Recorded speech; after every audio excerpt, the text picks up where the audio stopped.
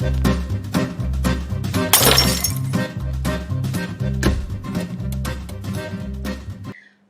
18-24 April 1955 Indonesia menggelar perhelatan politik paling besar pada saat itu, Konferensi Asia Afrika yang menjadi penanda platform dunia ketiga, gitu ya, politik dunia ketiga lebih tepatnya.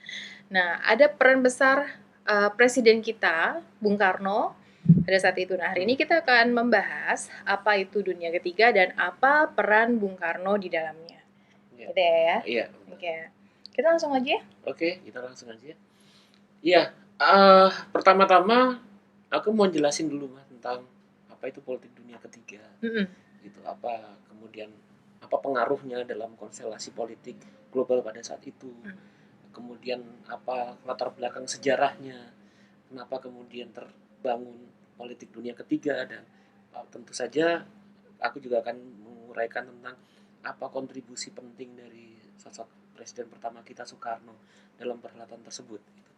Oke, tentang makna dunia ketiga ya. Tentang politik dunia ketiga, bahwa dunia ketiga di sini itu tidak hanya merujuk pada kondisi geografis, bukan hanya pada teritori geografis. Meskipun kekuatan-kekuatan yang ada di dalamnya atau agensi-agensi dunia ketiga itu terhubung dalam teritori Asia, Afrika, dan Amerika Latin. Gitu. Nah, apa itu dunia ketiga? Dunia ketiga itu adalah sebuah proyeksi politik.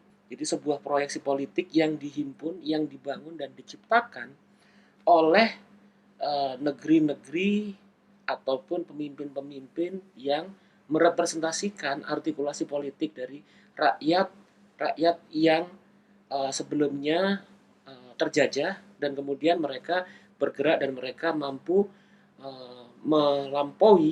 mengalahkan proses-proses kolonialisasi. Dan proyeksi politik ini juga didedikasikan untuk memberikan semangat dan support penuh terhadap negeri-negeri yang masih terjajah pada waktu itu. Nah, pada awalnya istilah dunia ketiga sendiri, third world sendiri, itu diutarakan oleh salah seorang akademisi namanya Alfred Sauvy. Alfred Sauvy ini dia mengambil perumpamaan historis pada waktu itu di Prancis gitu. Jadi ada faksi kelompok pertama, kedua, ketiga.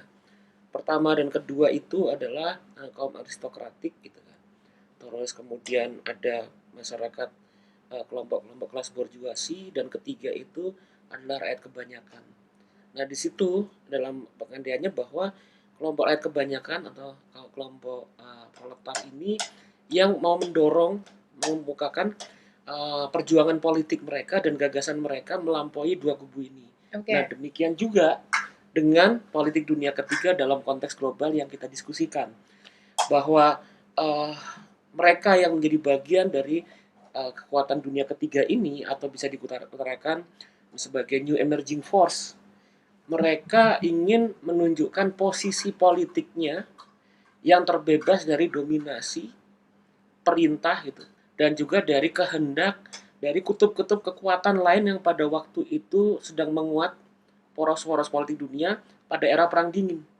Yaitu kubu pertama adalah kubu kelompok liberal kapitalis gitu, yang dimotori oleh Amerika Serikat gitu, dan sekutu-sekutunya. Kelompok kedua itu adalah Uni Soviet gitu kan. Dan kelompok ketiga ini, negeri yang baru merdeka ini hendak memiliki platform politik tersendiri gitu, yang mereka hendak menunjukkan kedaulatan mereka gitu, kemerdekaan mereka gitu, lepas dari belenggu kepentingan-kepentingan dari dua kubu yang berbenturan tadi. Nah, selain itu bahwa kalau kita lihat bahwa politik dunia ketiga ini tidak bisa dilepaskan dari konteks sejarah rakyat, manusia-manusia dari negeri-negeri yang sebelumnya terjajah gitu, yang kemudian mereka mendeklarasikan, menyatakan kehendak mereka untuk merdeka, untuk bebas, dan untuk berkolaborasi. Nah, pada awalnya itu kan sejarahnya mereka ini, masyarakat dunia ketiga ini berada dalam kondisi keterpurukan dan ketertindasan ya, oleh, belenggu kolonialisme dan imperialisme. Jadi sumber daya alam mereka ini diambil, dikuras, ditransfer ke negara yang lebih negara-negara pusat yang menjajah. Terus kemudian tenaga kerja mereka itu juga dihisap, dieksploitasi gitu kan untuk kepentingan kemakmuran bukan negeri mereka tapi negeri yang menjajah gitu kan. Dan berbagai macam bentuk penindasan-penindasan dan juga teror, intimidasi dan lain sebagainya oleh negeri-negeri yang berkuasa itu. Mereka ini rakyat dari negeri-negeri yang terjajah tadi memiliki pengalaman yang sama. Pengalaman mereka itu berangkat dari kondisi ketertindasan, keterjajahan, gitu kan. Nah, dari situ kemudian muncul para pemimpin-pemimpin, para aktivis politik, para pemikir-pemikir dari negeri mereka sendiri yang memiliki kehendak untuk melampaui belenggu keterjajahan tadi. Nah, mereka ini biasanya kalau kita sebut namanya seperti Soekarno di Indonesia, kemudian Jawaharlal Nehru di India, terus kemudian ada namanya UNU di Burma, terus kemudian Ho Chi Minh di Vietnam, gitu, dan banyak lagi Frantz Fanon di Aljazair. Mereka ini adalah kalangan-kalangan intelijensia di negeri-negeri yang terjajah, yang mana kemudian mereka mengalami proses kesadaran politik dan mereka engage, kemudian mereka masuk kemudian dalam kesadaran modernitas, di mana menurut mereka bahwa rakyat mereka menghadapi lapisan-lapisan penindasan yang beragam, lapisan penindasan melawan feodalisme, aristokratik dari negerinya, lapisan penindasan dari kelompok-kelompok konservatif gitu kan di negeri mereka sendiri, dan juga lapisan penindasan oleh imperialisme dan kolonialisme. Dan mereka melihat bahwa lepas dari keterjajahan itu tidak cukup itu untuk membangun sebuah tatanan dunia baru selama dunia ini tetap dikelola, diperintah dan dikuasai oleh minoritas kelompok-kelompok yang memiliki akses terhadap kekuasaan dan kemakmuran berlebih, di mana mereka ini kemudian melakukan praktek-praktek ekonomi politik penghisapan dengan fase baru setelah kolonialisme. Nah, ini yang harus juga dilawan menurut mereka. Sehingga perjuangan politik dari kalangan-kalangan pemimpin-pemimpin dan tokoh pergerakan di negara-negara tadi, negara-negara Afrika, Asia, dan kemudian melibatkan Amerika Latin, ini berupaya untuk membangun sebuah poros politik baru tadi. Dan poros politik baru tadi itu berbeda dengan sebelumnya, memiliki pandangan-pandangan yang menegaskan tentang pentingnya sebuah tatanan dunia baru yang lebih adil, lebih manusiawi lah, dan lebih setara. Nah, itu yang menjadi apa ya, kira-kira latar belakang dan uh, paparan singkat tentang politik dunia ketiga itu. Jadi ada upaya untuk menjadi setara lah kira-kira dengan blok barat dan timur gitu ya, dan juga independen, tidak terkooptasi antara blok yang satu dengan blok yang satunya gitu ya. Oke. Terus di situ kan kita juga sebut-sebut Presiden Soekarno sebagai tuan rumah. Mengapa Indonesia ditunjuk sebagai tuan rumah? Mungkin nanti bisa sedikit dijelaskan juga ya. Kita merasa bangga nih gitu ya. Ini sebuah helat besar gitu. Betul. Yang sangat prinsip sebenarnya. Kayak gitu. Dan kita juga pengen tahu nih ya, peran Soekarno di KHA itu seperti apa? Nah, iya, kalau misalnya kita lihat peran Soekarno ya, tadi Mama menjelaskan bahwa KAA itu adalah sebuah perhelatan besar. Ya memang betul, bahkan misalnya salah seorang intelektual yang memiliki komitmen terhadap persoalan-persoalan dunia ketiga, namanya Vijay Prasad, itu mengutarakan bahwa Konferensi Asia Afrika tahun 1955 itu adalah sebuah perhelatan besar dan sebuah peristiwa dari awal lahirnya kemunculan dari gerakan politik masif yang sifatnya global. Jadi perhelatan terbesar abad ke-20 di planet bumi itu adalah Konferensi Asia Afrika. Dia mengutarakan seperti itu. perhelatan politik yang menegaskan tentang pentingnya nilai-nilai kesetaraan, keadilan sosial, dan dunia tanpa eksploitasi dan penghisapan. Nah, dari sini kemudian apa pentingnya Presiden kita Soekarno gitu, dalam proses dunia ketiga ini? Pertama, kita mesti melihat juga tentang apa pikiran-pikiran dari Soekarno yang terhubung juga dengan pemikiran-pemikiran dari para elit-elit politik dunia ketiga pada waktu itu. Artinya bahwa yang tadi aku sebutin mulai dari Soekarno, Nehru, terus kemudian kita bisa sebut juga misalnya Nasser, Ho Chi Minh, terus kemudian UNU gitu dan yang lain sebagainya. Mereka ini seperti ada chemistry politik gitu. Dan kebetulan chemistry politik ini kemudian dicetuskan di inisiatifnya salah satunya oleh Soekarno. Gitu. Satu server lah. Satu server pada waktu itu, jadi connecting people lah ya kira-kira gitu. Nah, apa itu yang kemudian mendorong Soekarno gitu?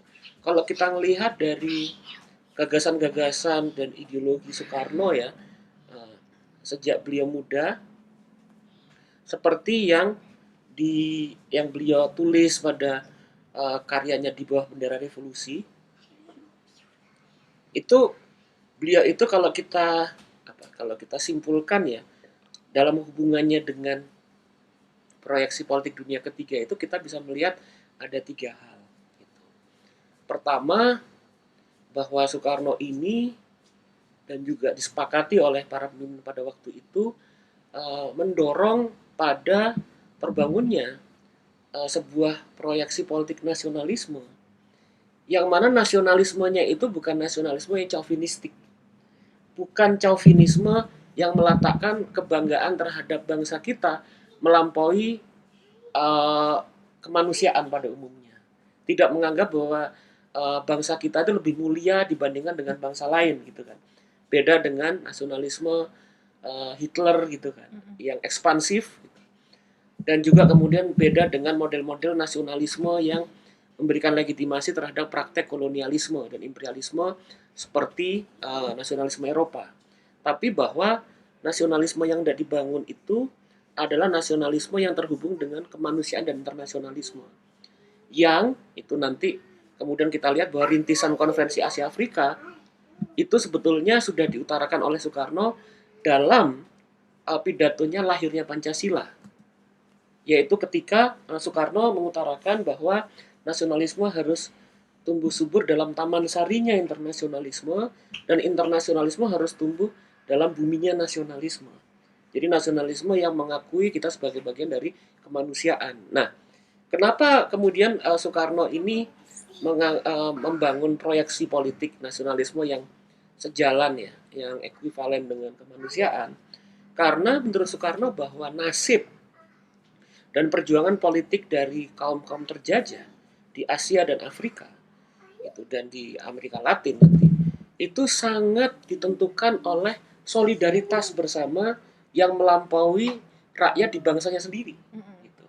Artinya bahwa pada waktu itu kita sebagai bangsa Indonesia itu untuk membangun bersama dalam proyeksi politik dunia ketiga juga harus solider dengan nasib misalnya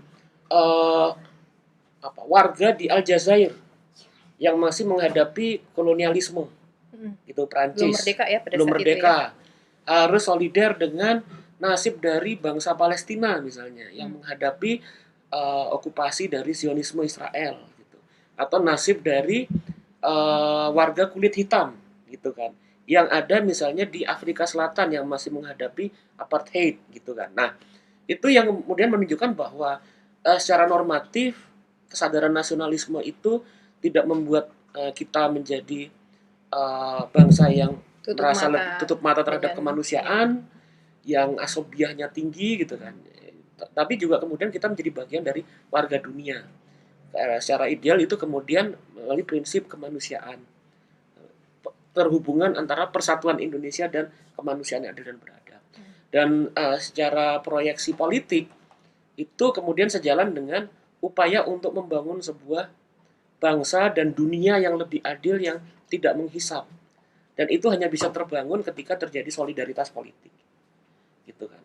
Semangat tentang kebangsaan yang sejalan dengan perjuangan untuk membangun kemanusiaan dengan nilai-nilai keadilan, anti eksploitasi, kesetaraan dari para intelektual dan para pemimpin dunia ketiga, itu sebetulnya adalah suatu bentuk gugatan terhadap proyek modernitas, proyek pencerahan yang sebelumnya ditampilkan oleh negara-negara Eropa.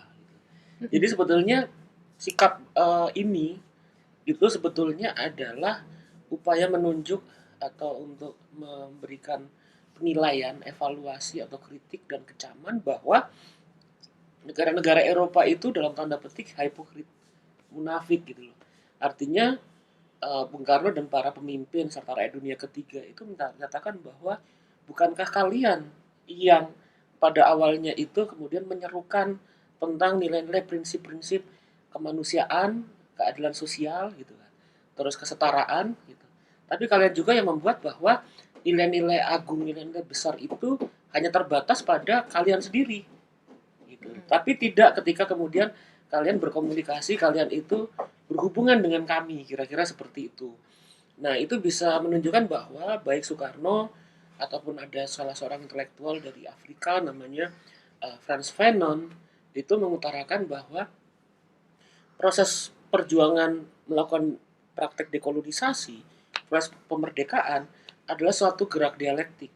Gerak dialektik pertama melawan kolonialisme dan diskriminasi serta penghinaan atau penindasan dari negara-negara Eropa gitu, dalam struktur kapitalisme kolonial melalui pembentukan perjuangan untuk merumuskan tentang identitas politik mereka sendiri untuk membentuk suatu kemanusiaan baru yang lebih adil.